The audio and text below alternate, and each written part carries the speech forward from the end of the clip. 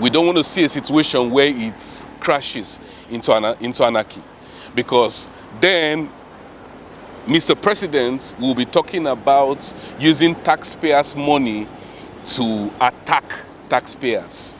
I mean, in a religion so profound and vast as Islam, you don't expect one view to hold sway. You don't expect it. We know we have shrines all around Nigeria. We know we have people practicing traditional religions all around the states in Nigeria, even to the detriment of others. There are some places where they sacrifice all manner, even human beings, for sacrifice. And there is no point in Nigerian system where the government has gone out there to stop those practices. So if a group of people, and mind you, these Shiites are not only in Nigeria, they exist all around the world. They exist all around the world. It's a simple, just for instance, in Christianity, there are a minimum of 10 different ideologies. And trust me, all of them don't relate. They have a very fundamental point where they differ. But we cannot continue to focus on our differences, focus on those things that divide us. You know, so Mr. President is at a very delicate position in this administration where he either respects the rule of law or gets disrespected by the law in no distant time. Because if you look at what happened to retired Colonel Dasuki, it's not different from what is happening today. The court says, let El-Zakzaky go. That's what the court is asking.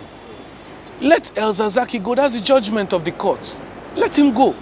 And if you say that you are afraid for his security, let a person not less than an assistant inspector general of police accompany him to the place he is going to. Give him a house.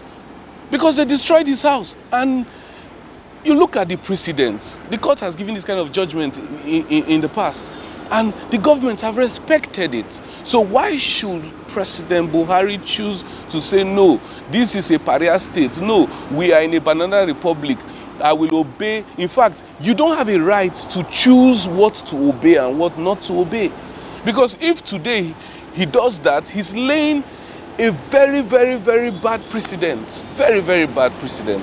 And it should not be allowed to continue. Early last month, the security officers allowed the son of the Sheikh and some other person, I guess, to gain access to see him. And according to the son, he said that the life of the Sheikh is in grave danger. His health is badly, badly traumatized and jeopardized. And in this instance, we are beginning to face another serious issue that might be more serious than Boko Haram.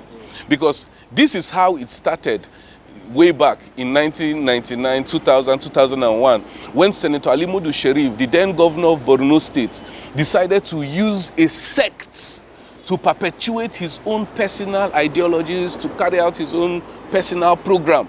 And he promised them that he's going to commission a commissioner from their midst to be in charge of Islamic affairs in Borno State. When he won his second term, he reneged on his agreements.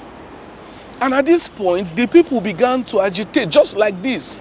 They began to do processions and all of that. And in the course of one of those processions, the police arrested this man and extrajudicially murdered him. It was at that point that Boko Haram became violent. So you cannot dehumanize Nigerians and expect them to remain. Of course, I'm not saying that whatever Boko Haram is doing is justifiable, but I'm saying that the government should learn from history so that we don't put ourselves in a compromising position.